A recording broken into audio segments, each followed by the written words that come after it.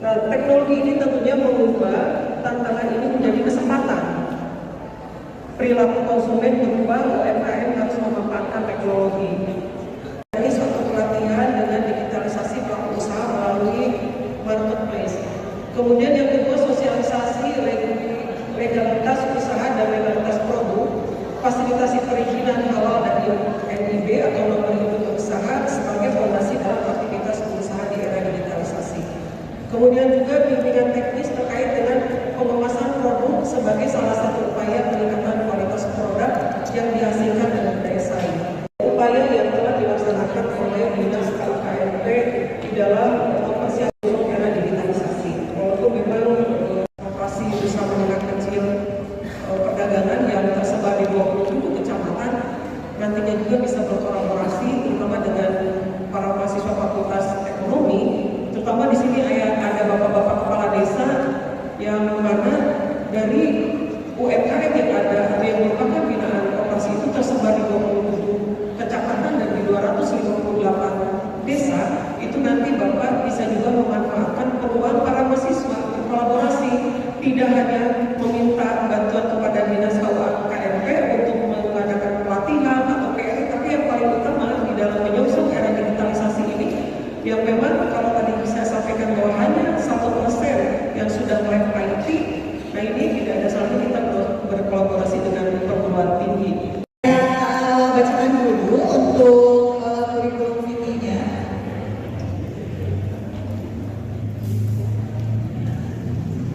Baik, beliau bernama Muhammad Irfan Aziz, sarjana ekonomi. Ya. Tempat tanggal lahirnya di Ciamis. Ternyata di Ciamis ya? Atau hanya tempat lahir? Oh iya betul. Ciamis, beliau lahir 28 Januari 1993. Di sini beliau lulusan S1-nya dari Telkom ya, Universitas Telkom, jurusan akuntansi ya. Berikut juga untuk jenjang S2-nya jurusan akuntansi, beliau lulusan dari Universitas Widyatama.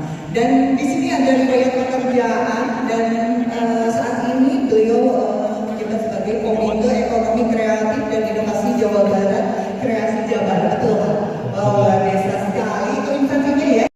Daerah di Kabupaten Ciamis, Bapak Ibu Umam, Ibu Dekan Fakultas Ekonomi Universitas Galuh Ciamis, jajaran dosen, tenaga pendidik, mahasiswa serta himpunan dan ormawa yang ada di Universitas Galuh. Baik, pertama-tama saya di sini akan sedikit sharing tentang menciptakan peluang melalui aspek sekitar dengan kolaborasi. Baik, sebelum itu saya ingin memperkenalkan diri. Yang pertama seperti sudah disampaikan tadi, nama saya Muhammad Irfan Aziz. Alhamdulillah saya asli Ciamis, Pak, Bu, adik-adik. Saya sampai dengan SMA di sini, kemudian saya melanjutkan pendidikan di S1 IM Telkom waktu itu, kemudian sekarang sudah bertransformasi menjadi Universitas Telkom. Jadi saya waktu itu lulusan Universitas Telkom yang pertama tahun 2014. Kemudian saya narasumber dan berbagi 5 sesi, juga ada workshop dan eksibisi dari kegiatan tersebut. Kemudian yang selanjutnya adalah masih program kreasi juga adalah hubungan usaha dukungan keuangan. Ini adalah sebuah program yang mempertemukan antara teman-teman pelaku aircraft dengan investor.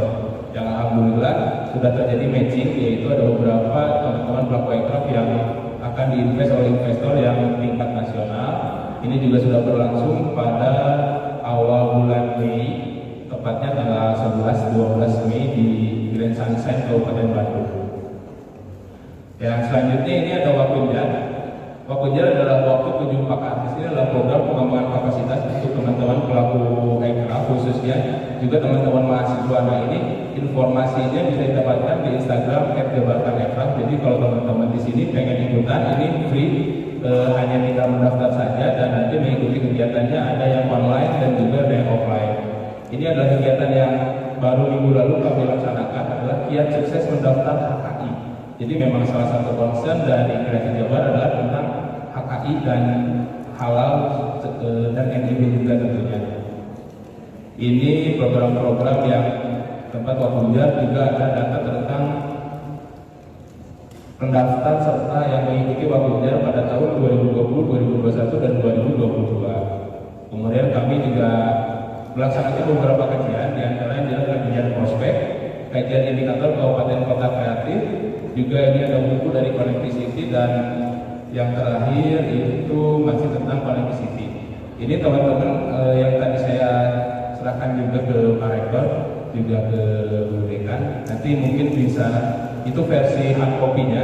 Apabila soft copy-nya teman-teman menginginkan, bisa di-download di kreasijabar.id. Di website kami itu ada di informasi tentang kreasi.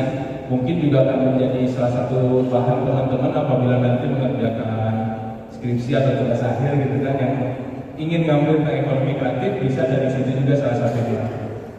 Kemudian selanjutnya ini kami juga melakukan beberapa kerjasama dengan lembaga-lembaga baik itu pemerintahan, swasta, pendidikan dan sebagainya untuk berkolaborasi mengerjakan program-program. Nah, yang pertama terkait ekonomi kreatif, sebetulnya kreativitas itu tidak terbatas. Namun dalam hal ini negara hadir, pemerintah hadir dan mengatur bahwa ekonomi kreatif yang ada di Indonesia adalah berdasarkan 17 subsektor berikut. Ini ada banyak sekali, bisa teman-teman lihat sendiri, dan yang menjadi unggulan adalah dari kuliner, kria, dan fashion, karena ini memang jumlahnya banyak dan juga menghasilkan nilai ekonomi yang banyak juga. Namun tidak menutup kemungkinan untuk yang lainnya juga, subsektor yang lain juga saat ini mungkin sedang tumbuh. Salah satunya yang penting mungkin e-sport ya. Sini banyak atlet e-sport kan. Kalau dulu mungkin kalau anak kecil main game terus diomelin sama orang tuanya, sekarang justru didukung ya Pak. Sok siapa tahu nanti jadi atlet gitu kan, atlet e-sport. Itu insya Allah rentan meminimalisir cedera gitu kan dibandingkan dengan dari atlet-atlet yang lainnya. Kemudian selanjutnya di sini juga ada beberapa regulasi terkait ekonomi kreatif. Salah satunya ada Peraturan Presiden Nomor 142 Tahun 2018. Di situ tentang rencana induk ekonomi kreatif. Nah, sebetulnya kenapa ekonomi kreatif menjadi penting? Seperti sudah disampaikan juga oleh Pak Rektor. Ya betul Pak Rektor tadi, bahwa Indonesia akan menghadapi bonus demografi, yaitu usia produktif lebih banyak dari usia non produktif. Nah, hal ini harus disiasati oleh pemerintah, tentunya oleh teman-teman semua. Jadi kita harus bisa menciptakan lapangan kerja sendiri. Namun dengan terbatasnya sumber daya alam yang ada, kita harus mulai beralih dari sumber daya alam ke sumber daya manusia, yaitu salah satunya dengan ekonomi kreatif. Nah, di sini ada kontribusi ekonomi kreatif berdasarkan laporan yang diterbitkan oleh Mekraf, Badan Ekonomi Kreatif, yang sekarang menjadi Kementerian Pariwisata dan Ekonomi Kreatif. Kontribusinya tiap tahunnya alhamdulillah naik, membuka lapangan kerja baru. Intinya pada dasarnya adalah membuka lapangan kerja yang pada akhirnya akan menambah kesejahteraan dari para pelakunya. Nah, di sini kita mungkin kalau kemarin kita masih ngejenisnya dengan industri 4.0, sekarang kita udah mulai bergerak ke industri 5.0. Di sini di mana data is new oil gitu kan. Teman-teman suka ngerasa nggak kalau habis browsing di Shopee gitu kan atau Tokopedia, ketika kita udah mencari barang, habis itu kita switch ke Instagram, ke Facebook atau ke Twitter. Nah, habis itu akan muncul ads sesuai dengan yang kita cari.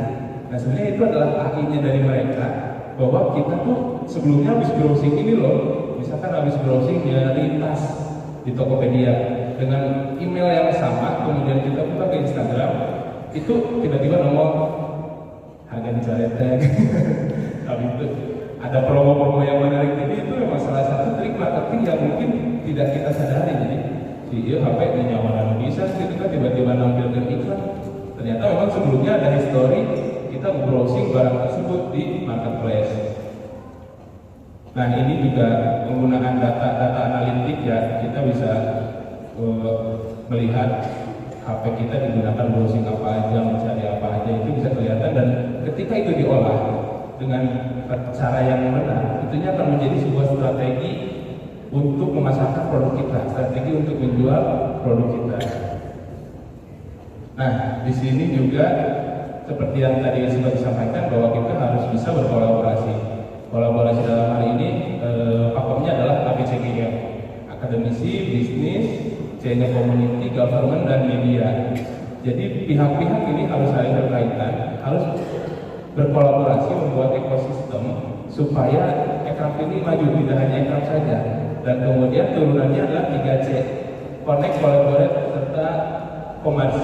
Jadi dari keterhubungan, dari jaringan, nantinya kita terkoneksi, kemudian pada akhirnya ketika dikaitkan dengan aircraft, produk jualan, berarti produk kita terjual. Tadi data yang disebutkan oleh Ibu Sekis juga, saya pikir itu masuk kecil ya, mungkin bisa didorong lagi untuk teman-teman pelaku aircraft di sini supaya bisa go online, karena di sana kita mendapatkan pasar yang tidak terbatas. Membeli produk kita nantinya tidak hanya di sini saja, tiba-tiba di order dari Papua, dari Kalimantan gitu kan, tidak menutup kemungkinan yang akhirnya juga akan menambah pendapatan penghasilan kita semua. Nah, kemudian mulainya dari mana gitu kan? Mulainya adalah cari masalah. Cari masalah. Teman-teman nanti juga kalau misalkan semester 7, semester 8 mau bikin tugas akhir, skripsi atau publikasi ilmiah kan yang tanya mungkin pas bimbingan masalahnya apa gitu kan? Fenomenanya apa? Begitupun di sini di kami di Aircraft kita harus bisa mengidentifikasi masalah. Ketika sudah ada masalah tersebut, pertanyaannya adalah terus kenapa? Kalau ada masalah tersebut terus kenapa? Kita bisa apa untuk melihat masalah tersebut? Jadi dari adanya masalah, kita bisa melihat di situ adanya peluang. Masalah yang kita lihat, ketika kita melihat sesuatu, itu bisa jadi peluang. Ilustrasinya kurang lebih seperti ini. Nah, teman-teman bisa lihat di sini ada tumpukan sampah. Ini masalah apa peluang? Peluang yang bungkus kapal api, maaf gitu kan. Kalau kapal api kan dianyam, habis itu jadi kalau di sini contohnya cover galon atau jadi apa. Nah di sini kita coba dengan aircraft harus lebih dari itu, jadi tempat pensil, misal, itu kan kemudian juga bisa menjadi keranjang cucian kotor gitu. Meskipun nanti akan ada bahan tambahan misal dari bambu atau dari besi untuk frame-nya. Nah di sini juga kita melihat dari yang masalah jadi peluang gitu. Kemudian ini juga ada isu sosial yang diangkat ya kan, terkait penguraian dari plastik itu yang agak sulit.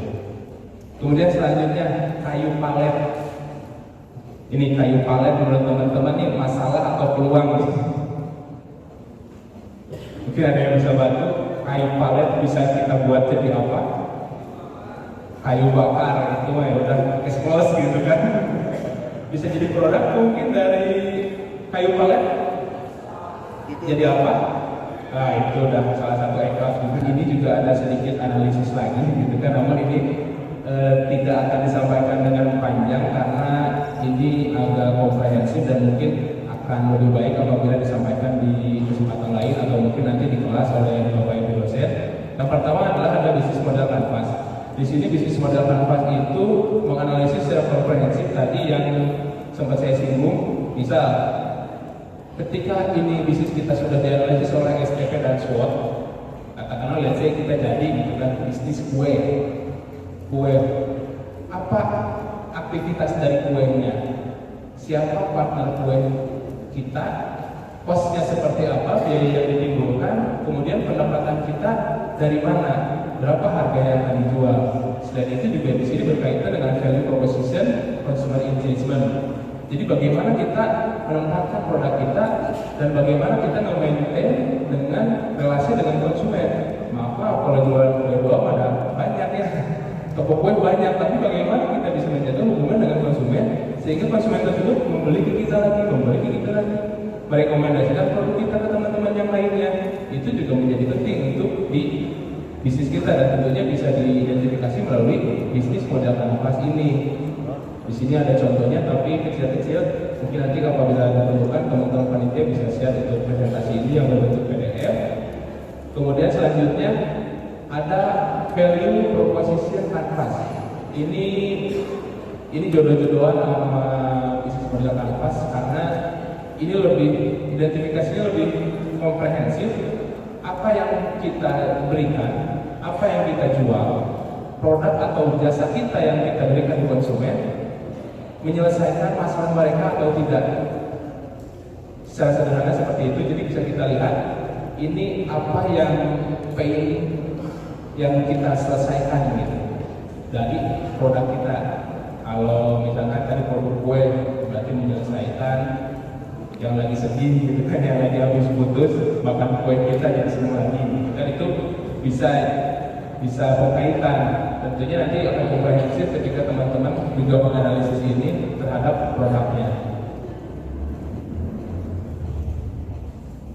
Ini masih di value proposition canvas yang sudah terisi. Ini tentang aplikasi taksi online, itu kan udah kita buat. Nah, kemudian selanjutnya yang juga menjadi penting adalah berjejaring. Berjejaring di sini dalam artian teman-teman harus bisa melakukan koneksi dengan yang tentunya di luar Ciamis, di luar kota, di luar provinsi ataupun di luar negeri untuk bekerja sama. Apapun bentuk kerjasamanya, baik itu terkait program misalkan ataupun terkait usahanya. Jadi intinya ini untuk memperluas usaha. Dalam hal ini bisa untuk menjual produk atau bisa untuk mendapatkan bahan baku. Siapa tahu di tempat lain bahan bakunya lebih murah. Berarti kan ketika cost kita lebih murah, berarti nanti price-nya akan lebih murah, serta kita profit margin-nya akan tetap bagus gitu kan. Nantinya akan usaha kita akan bagus. Nah, bagaimana cara berjejaring?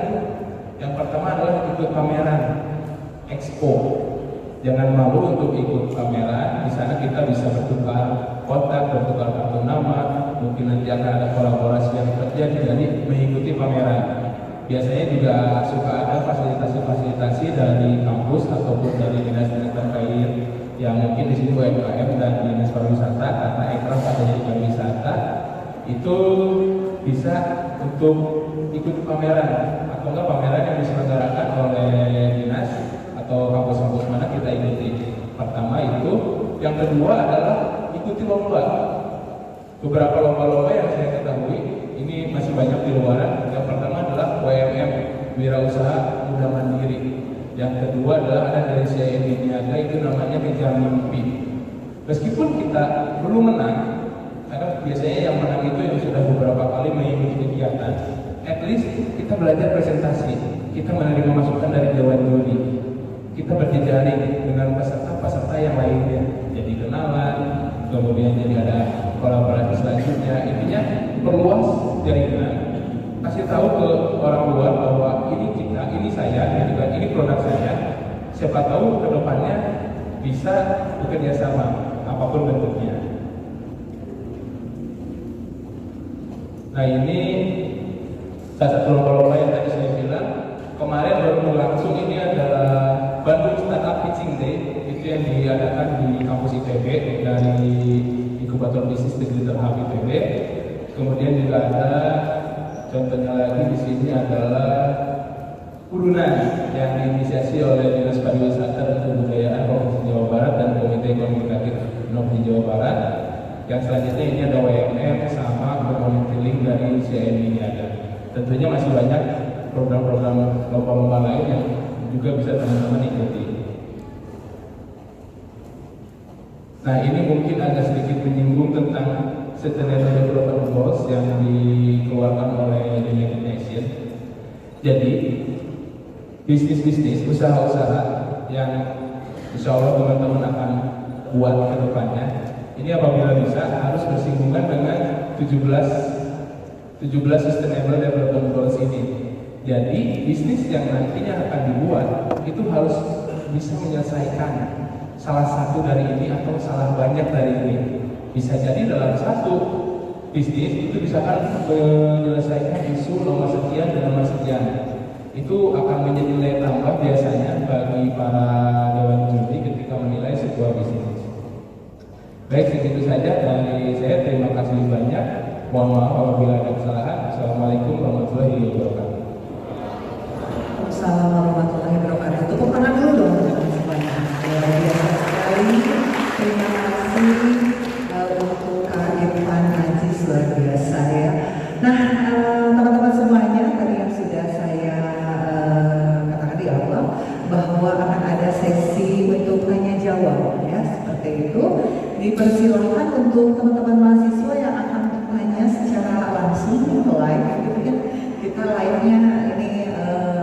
luring berarti ya. Silakan untuk teman-teman mahasiswa, apakah ada yang bertanya?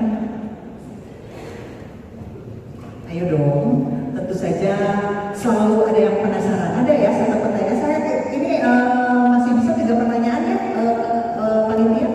Bisa ya? Baik, untuk yang akan bertanya, coba tadi 1 orang, ada lagi 2 orang lagi? Ada 1 orang lagi dong? Ini ada stimulus doorprize nggak nih panitia nih? Oh ini ada, ternyata ada Bapak. Silakan. Saya kasih dulu kesempatan tadi untuk yang pertama itu, silakan dari ini nih ya, dari Ormawa ini ya. Silakan langsung aja. Panitia nggak ada ininya ya untuk pertemuan.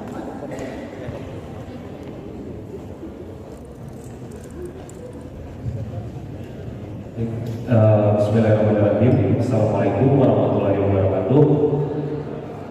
Perkenalkan, nama saya Muhammad Najar Ali dari Universitas Cipasung Tasikmalaya, Fakultas Ekonomi Bisnis. Alhamdulillah saya bisa ikut seminar nasional ekonomi kreatif yang harus bisa pintar-pintar menganalisis sesuai tadi dengan pisau analisis yang telah dijelaskan, ada SWOT seperti itu.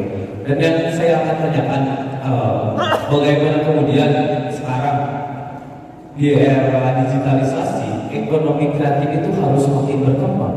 Dan yang ada sekarang, bahwa ekonomi kreatif ini mulai terasingkan karena digitalisasi ataupun robot-robot yang menggantikan tugas manusia. Seperti itu. Nah, yang saya tanyakan juga, bagaimana untuk solusi hal-hal ataupun memahami resesi ataupun terjadinya bisa jadi inflasi seperti itu. Terima kasih. Wassalamualaikum warahmatullahi wabarakatuh.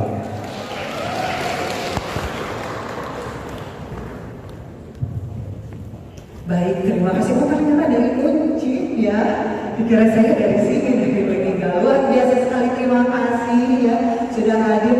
Langsung saja ya kayak dijawab, katanya dia ingin tahu bagaimana resolusinya untuk terjadinya resesi dan lain-lain, karena sekarang itu sudah tercipta robot-robot ya, artificial intelligence ini ya, untuk menggantikan katanya kegiatan manusia. Tapi tetap ya, kalau ide kreatif nggak akan bisa pakai robot ya kayaknya ya. Silakan Kak. Baik, terima kasih banyak atas pertanyaannya dari Kang Fajar ya. Baik, yang pertama itu bagaimana caranya sekarang kan banyak artificial intelligence (AI) itu akan membasmi kita gitu kan. Sebetulnya itu kurang tepat. Kalau pikiran kami di sini adalah kita harus berkolaborasi tentunya dengan digitalisasi, dengan AI. Makanya di sini ada banyak subsektor yang memang yang tadi saya sampaikan di sini mungkin lebih banyak yang konvensional. Namun untuk yang digital seperti konten kreator, kemudian digital kreator, kemudian juga lomba. Mungkin teman-teman pernah dengar Bumi Langit yang superhero itu kan dari Ekraf juga membuat toko. Nah ini mungkin contoh lainnya kalau terkait yang digital adalah teman-teman pada tahu Tahi Lalat. Tahi Lalat itu kan sebuah komik ya. Nah komik tersebut kan sudah dihakikan, kemudian ada manajemen yang mengatur tersebut, dan sekarang toko Tahi Lalat ada di Jalan Braga. Jadi bagaimana caranya itu yang dari scratch kertas, kemudian kita hakikan, kemudian nantinya akan ada di tokonya. Jadi semuanya saling berkaitan, tidak terpaku. Jadi jangan takut akan tergerus oleh digitalisasi. Justru kita harus mengikuti bagaimana caranya mengikuti itu. Nah, kemudian menyinggung tentang KKI, juga di sini ada informasi terkait peraturan pemerintah nomor 24 tahun 2019, di mana KKI ini bisa menjadi jaminan utang. Jadi teman-teman diharapkan bisa menghakikan produknya nanti, yang nanti akan menjadi ampunan, akan menjadi modal kerja. Selain itu juga yang go digital, salah satunya adalah desain teman-teman desainer, desain interior, kemudian desain komunikasi visual, dan juga desain arsitektur, maaf. Nah itu sangat terbantu dengan adanya digitalisasi. Kenapa? Karena mereka bisa bikin kayak kalau saya, kita bayangkan kita gambar-gambar di kertas, ya udah habis itu ditaruh di mana gitu kan. Tapi dengan adanya digital seperti Facebook, Instagram dan lain sebagainya, ketika kita gambar-gambar post nanti kan someday itu akan nge-repeat. Jadi kita bukan gambar gimana kita di request Pak kalau gambarin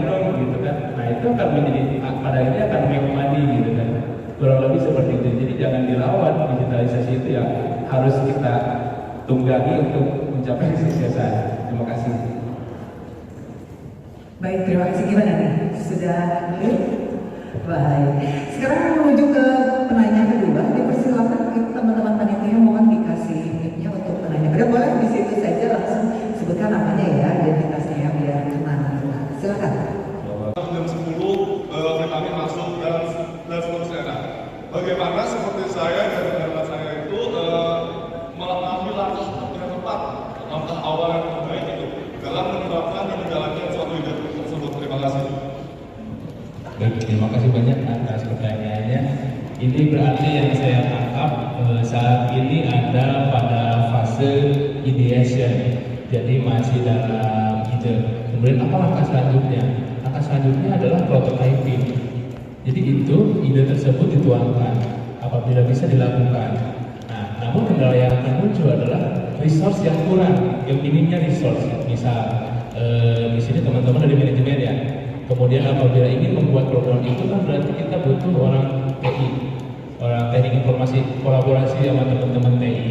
Kemudian misalkan kita perlu kandang ayamnya untuk dijadikan uji coba, kolaborasi dengan peternak ayam, peternak telurnya. Jadi kita misalkan kerjasama, kalau boleh dipinjamkan jangan dulu satu kandang, beberapa space gitu kan untuk uji coba.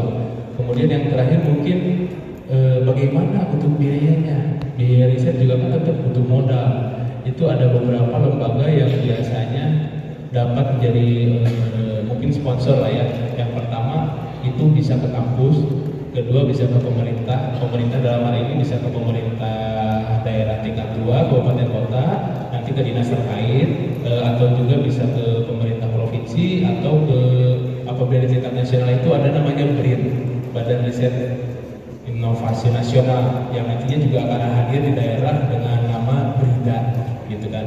Nah itu bisa ke situ, atau misal ikuti lomba yang tadi saya bilang. Dengan ide kamu nanti buat pitch deck, tentunya dibantu sama Bapak Ibu dosen untuk menyempurnakan, menajamkan dari presentasi kamu itu bahwa ide kamu itu menyelesaikan masalah apa, kemudian peluang apa yang ada dari ide tersebut. Itu bisa ikutan lomba-lomba. Jadi lomba-lomba yang tadi saya sebutkan itu memiliki banyak kriteria.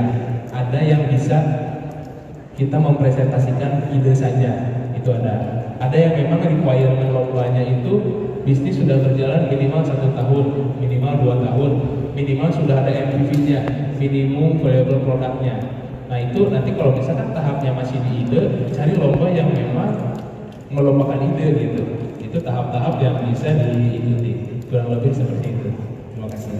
Merdeka di situ ada salah satu program yaitu Wira Usaha Merdeka ya. Jadi tadi yang mau sebar punya ide ataupun bahkan sudah punya produk gitu ya, teman-teman bisa ikutan ya Wira Usaha Merdeka, nanti akan diinformasikan oleh program studi ya. Jadi di situ akan dibentuk menjadi seorang wirausaha. Begitu hanya ya, ada juga memberikan mic-nya.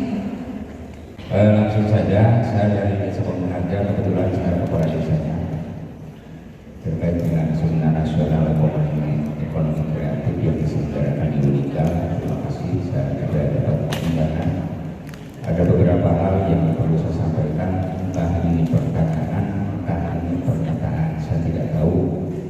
Yang jelas, kami di desa mengalami banyak kendala terkait untuk mengembangkan ekonomi kreatif. Apa sih yang menjadi kendala? Bukan bahan baku, tapi masalah SDM. Yang paling susah itu adalah merubah mindset masyarakatnya. Karena rata-rata masyarakat pelaku ekraf itu adalah SMA, telepon dulu, bahkan SMP, bahkan SD. Ini yang susah. Mereka hebat dalam berproduksi, tetapi ketika disodorkan dalam era digital,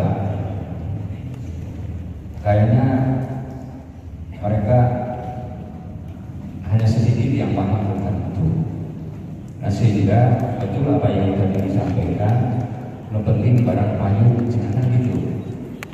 Itu bukan, itu selamanya selalu seperti itu. terutama mayoritas pelaku ekraf di pedesaan. Nah, yang paling penting di seminar ini menurut saya, bagaimana nanti saya pulang itu bisa merubah mindset para pelaku ekonomi kreatif di Bambang Raja. Saya minta resepnya itu. Yang kedua, terkait dengan haki, ya, ada program juga yang sudah kami ajukan untuk haki. Saya tidak tahu berapa lama sih haki keluar. Salah satunya yang sudah diajukan itu yang abon ikan nila, ya. Kebetulan kami ada produsen abon ikan nila yang tulangnya juga jadi kerupuk tulang ikan nila yang cucuk kriuk. Ada juga yang jengkol crispy, jengkol coklat itu saya yakin narasumber sudah tahu itu. Nah, ini perlu sekali dorongan terkait dengan digitalisasi. Tapi kembali lagi, siapa yang harus mengajarkan itu? Karena kami mah kepala desa mah nggak bisa. Gitu. Nah, sementara setiap pertemuan selalu bicara soal digitalisasi UMKM, digitalisasi ekonomi kreatif. Kalau soal jaringan, walaupun tidak difasilitasi negara, kami sudah kerjasama dengan Icon Plus. Jadi jaringan tidak ada masalah. Masalahnya adalah SDM. Saya mohon resep untuk bagaimana merubah mindset para pelaku ekraf di pedesaan supaya mereka maju. Terima kasih. Assalamualaikum warahmatullahi wabarakatuh. Ketika sekarang kita berbicara berbau digital, pada prakteknya di pedesaan masih kesulitan. Bagaimana solusinya? Kalau saran dari kami, yang pertama adalah lebih baik melatih anak mudanya, Pak. Mungkin apabila yang sekarang kan udah pada jago produksi nih, yang sudah senior, sudah sepuh-sepuh, sudah jago produksi, kita ajarkan anaknya, kita ajarkan sepupunya, gitu kan, untuk membantu yang bapak ibu yang sudah senior ini produksi, kemudian nanti anak-anaknya yang tentunya akan belajar yang digitalisasi.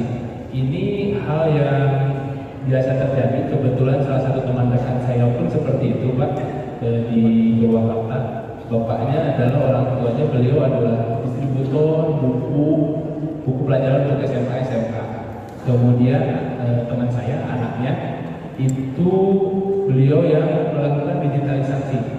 Jadi ikut ke, saya lupa nama aplikasinya, yang tentunya itu untuk penyaluran dana BOS. Jadi anaknya yang pegang itu gitu. Jadi kalau orang tuanya, bapaknya masih old style, masih kesana sini gitu kan, ketemu, berjualan dan lain sebagainya. Itu sarannya seperti itu. Jadi ajarkan yang anak mudanya. Kemudian nanti juga teman-teman yang mudanya dibantu untuk mendevelop produk. Jadi produknya itu diproduksi, katakanlah defaultnya kayak seperti yang bapak bawa itu kan tas ya, Pak. Nah, itu standarnya tas. Kemudian yang kedua, kita buat nih produk-produk yang lainnya, mungkin bisa jadi wadah pensil, bisa jadi keranjang, dan temukan market yang pas. Siapa tahu produk yang kita buat di sini itu konsumennya itu bukan di sini, tapi di tempat lain. Bisa jadi diekspor. Yang kita ketahui yang biasa ekspor itu kan rotan dari Cirebon, kemudian juga saya lupa yang dikasih teh apa ya? Arctic Crab. Nah, itu juga akan dijualnya ke Amerika gitu. Sementara bahannya kurang lebih seperti itu dari kerajinan. Jadi ada pasar-pasar yang harus kita ketahui. Kemudian yang selanjutnya, bagaimana kendalanya SDM. Yang lain adalah bagaimana caranya kita melatih itu ya, Pak. Nah, yang pertama yang bisa dilakukan adalah tentunya bekerjasama dengan pemerintah daerah, baik itu tingkat 1 ataupun tingkat 2. Yang kedua adalah kerjasama dengan kampus, Pak. Di sini teman-teman mahasiswa yang nantinya akan KKN ya, Bu ya. Nah, itu juga mungkin bisa dikerahkan, Pak.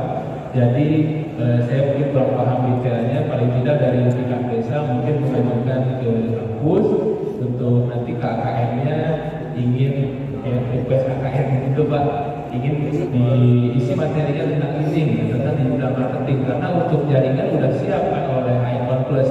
Tentunya paling nanti yang harus dibantu adalah selain SDM-nya adalah hardware-nya, apakah handphone-nya ataupun nanti apabila diperlukan laptop atau komputernya. Yang terakhir adalah terkait HKI. Berapa lama proses HKI, Pak? Itu setahu saya memang prosesnya agak panjang, Pak, karena di Dirjen HKI itu mendaftarkan HI itu kan kita ke Direktorat Jenderal Kekayaan Intelektual di Kemenkumham. Nah, di situ ada keterbatasan informasi yang bisa saya sampaikan adalah sampai dengan keputusan HKI tersebut diterima atau ditolak itu kurang lebih 2 tahun Pak semenjak diajukan. Baik, sekian Pak, terima kasih. Iya, bagaimana Pak? Nanti akan saya libatkan ya Pak ya dengan pihak universitas dengan lembaga pengabdian masyarakat ya untuk bisa segera ke desa-desa untuk membina mengenai digital marketing mungkin seperti itu ya Pak ya, produknya sudah ada tinggal ingin memasarkan secara digital ya seperti itu. Baik, ternyata waktu juga ya Pak ya yang harus memisahkan kita gitu ya seperti ini. Sepertinya ini juga banyak teman-teman yang ingin bertanya dan masih penasaran ya. Nanti bisa kontak langsung ya ke ke Kak Irfan, ada IG-nya kan mungkin?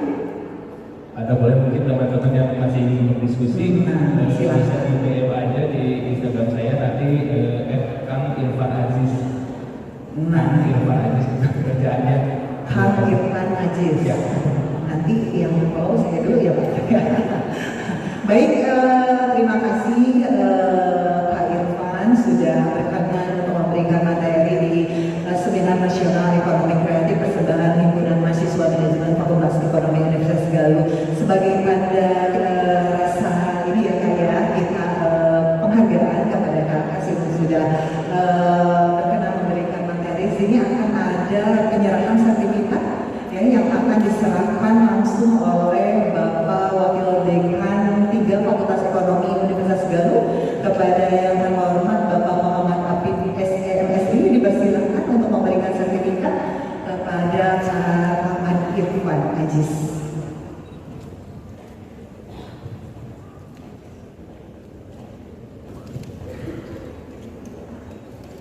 Pak Irfan Aziz, terima kasih ya Kak ya. Ufiah Nur Rahman, betul? Dipersilakan. Menjadi tulang punggung nih, menjadi tulang punggung ekonomi ke depannya, gitu ya teman-teman ya. Kemudian berbicara ekonomi kreatif, gitu kan, terkait kreativitas dan sebagainya. Sumber ekonomi kreatif, sumber dayanya itu yang pertama itu adalah informasi dan pengetahuan. Ini yang dapat mengakses informasi dengan mudah melalui internet. Dan kalian itu sebenarnya memiliki peluang besar loh untuk ikut terlibat dalam ekonomi kreatif, betul? Tidak akan bisa digantikan oleh robot atau oleh siapapun, betul? Yang bikin robot aja manusia, yang programnya ada manusia. Gitu. Jadi kalau bisa ekonomi kreatif ini ilmu pengetahuan terus digali dan terus digali, jangan hanya statis itu saja. Nanti kasih sama si bapak. Kan namanya juga ekonomi kreatif, selalu ada pengetahuan. Ketika ada pasien baru bagaimana kita melawan untuk bersaing, itu harus kayak gitu ya. Next. Sekarang kita berbicara terkait transformasi ekonomi yang mengubah kehidupannya. Ada yang namanya knowledge ekonomi. Ini adalah menuju hal apa sih yang untuk kita melanjutkan ekonomi, apa yang harus kita lakukan. Pertama, kita harus paham terkait knowledge ekonomi. Yang pertama, sistem pendidikan. Yang kedua, ada keterbukaan inovasi. Yang ketiga, ada infrastruktur komunikasi dan informasi. Yang keempat, ada manajemen pengetahuan. Kenapa sistem pendidikan menjadi penting dalam ekonomi atau knowledge based economy? Karena sistem pendidikan ini merupakan masa depan yang menentukan suatu negara mampu atau tidaknya membangun knowledge economy, gitu. Maka para pelaku UMKM hari ini, mau perusahaan besar, perusahaan kecil, mau gak mau harus ngikutin zaman, mau harus mengubah sistem cara yang berjalan, gitu. Terutama harus yang paling penting itu termasuk paling penting memperhatikan kemampuan SDM-nya. Karena teman-teman, SDM-nya ini, human capital-nya ini adalah kunci untuk menggerakkan transformasi atau digital. Tadi ada pertanyaan dari Bapak, apa saya lupa gitu. Saya nyimak gitu. Kalau di desa saya, untuk produksi dan sebagainya bagus, tapi untuk mengubah mindset-nya itu yang susah gitu. Emang itu tantangan kita hari ini gitu. Begitupun di kampung saya di Bogor, di Desa Ciderung gitu ya. Untuk produksi sayur-sayuran itu kita bagus dan sebagainya. Cuman untuk akses dijual tadinya itu dengan harga murah gitu dan sebagainya. Ketika di pasar bisa dengan harga mampu tinggi, sedangkan pas mampu tuh dengan harga murah loh, ya gitu. Kayak gitu. Kemudian yang memang jadi tantangan betul Pak, merubah mindsetnya itu gitu. berubah misalnya SDM-nya, karena ini kalau kita memulai itu perhatikan dulu SDM-nya berkualitas atau tidak, mampu bersaing atau tidak gitu. Ketika memang si SDM-nya tidak mental, tidak kuat dan sebagainya, lemah, tertinggal, sedangkan jangan terus berlanjut gitu ya, seperti itu. Kemudian betul tadi gitu terkait bagaimana merubah mindset dan sebagainya, teman-teman rasakan di masyarakat gitu. Jangan sampai mahasiswa-mahasiswa hari ini nggak bisa merubah masyarakat gitu, hanya diam dan fokus cari kerja dan sebagainya. Jangan begitu gitu. Kira harus yang hari ini apa ya yang harus di desa ini saya ubah? Karena harus punya rasa cinta kepada desa itu. Apa yang harus saya ubah? Kan ada 3 elemen: pemerintah, rakyat, perusahaan, atau orang kecil. Ketika pemerintah memfasilitasi terkait produktif, ada modal dan sebagainya, tapi ketika rakyatnya SDM tidak tertarik, tidak ada keinginan, ya selain teman-teman. Kesilan berdiri Partai Mana itu berdiri pada tahun 2017. Saya nggak punya modal teman-teman untuk membangun Partai Mana itu, nggak punya modal. Gimana yang digunakan saya? Ya kita si PT ini bisa jalan gitu. Kayak gitu. Dan kalau ketika berusaha jangan expect dapat omset sekian jangan. Mimpi saya setelah kuliah tuh pengen punya bisnis. Dari sebelum lulus tuh saya pengen punya bisnis, dimana nanti setelah saya lulus kuliah tuh saya tidak mencari pekerjaan ke orang, tapi saya membuat lapangan pekerjaan untuk orang lain. Terus setelah itu saya ingin melanjutkan kuliah saya untuk S2, dimana nanti saya ingin menjadi Menteri Keuangan.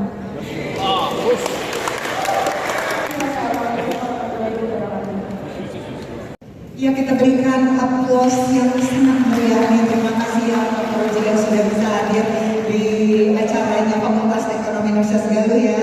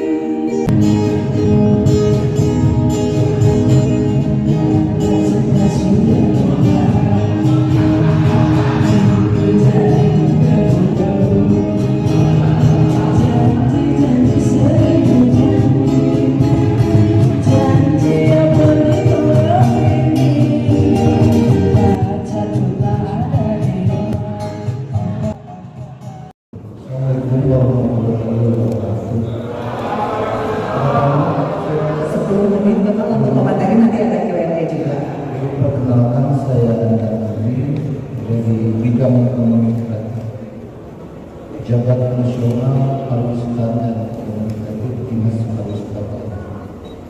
Terima kasih ini untuk kegiatan seminar nasional ikraf itu, kalau tidak salah Ciamis baru 2 kali.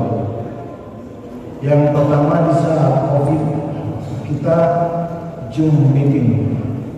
Kebetulan ada 2 mahasiswa yang melaksanakan itu sebagai panitianya.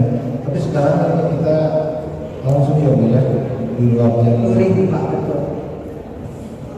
Kita tidak terlalu harus bicara teoritis, tapi kita langsung praktis saja. Waktu mepet 10 menit harus baca dan gaspol. Itu mau Pak jam tepuk tangan dulu. Ini 2 SKS. Tapi karena di Fakultas Ekonomi Universitas Gajah apresiasi yang sangat tinggi. Kenapa? Ekonomi kreatif itu masuk di era gelombang keempat setelah era ekonomi gelombang ketiga. Ekonomi kreatif itu dunia mengapresiasi. Ekonomi kreatif itu dari beberapa sumber yang sudah disampaikan tadi adalah sebagai tulang punggung negara, termasuk Bapak Presiden Republik Indonesia mengatakan Bapak Jokowi ke depan bahwa ekonomi kreatif akan menjadi tulang punggung negara dari ekonomi kreatif. Perlu disampaikan berdasarkan data Pusat Statistik Nasional bahwa penyumbang terbesar produk domestik bruto di negara ini adalah ekonomi kreatif.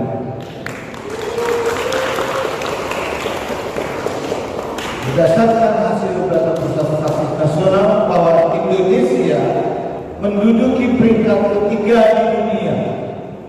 Pertama Amerika Serikat, kedua Korea Selatan, dan yang ketiga adalah Indonesia. Jadi Indonesia kalau dulu dijajah dengan penjajahan militer atau penjajahan dengan cara ekspansi kepada negara kita, sekarang kita menjajah dunia dengan kreativitas. Negara-negara teknologi, negara budidaya apa, adidaya superpower di luar kita tertinggal oleh Indonesia di saat kita punya kreativitas. Itu kekayaan yang hakiki yang diberikan oleh Allah kepada bangsa Indonesia. Maka wake up, bangkit, bangun dari keterpurukan. Bukan kita harus punya alutsista perlengkapan perang yang begitu mutakhir, tapi senjata perang kita adalah akal dan pikiran melalui inovasi, melalui kreativitas, dan melalui bakat kompetensi kita semua. Berdasarkan konsep yang dibangun oleh beberapa negara di dunia ini, saya mengakomodir dari teori pentahelik. Bagaimana pentahelik yang tadinya trikohelik, kehadiran pemerintah, pengusaha dan masyarakat belum cukup karena ada 2 helik lagi yang tertinggal. Siapa? Akademisi dan media. Berarti konsep pentahelik menjadi 5 unsur kekuatan yang akan membangun sebuah negara di dunia. Dan di Indonesia sudah dilaksanakan dan kita sedang mengacu kepada 5.0. Setelah revolusi industri 4.0 di era digital ini, Ekrab sudah masuk kampus. Kenapa? Mata kuliah ekonomi kreatif sudah masuk di kurikulum dan sebagai bagian daripada perkuliahan di Fakultas Ekonomi Unikal ini. Para mahasiswa melakukan praktikum dan hasil karyanya ada di samping kita. Itu bukti kesungguhan dan keseriusan lembaga akademik. Baru 1 tahun mata kuliah itu, tapi sudah menghasilkan apa? Jadi ini kita harus mengapresiasi bahwa konsep pentahelik itu tidak dianggap remeh. 1 unsur tertinggal belum lengkap, berarti harus semua. Apa? 1, akademisi harus tampil di depan sebagai lokomotif pembaharuan. Izin opsinya ada di mahasiswa. Dan tridharma perguruan tinggi, poin ketiga adalah pengabdian kepada masyarakat. Yang melaksanakan pengabdian itu bukan dosen, tetapi mahasiswa terlibat di dalam membuat sebuah pendampingan pengabdian kepada masyarakat, membuat jurnal, membuat skopus,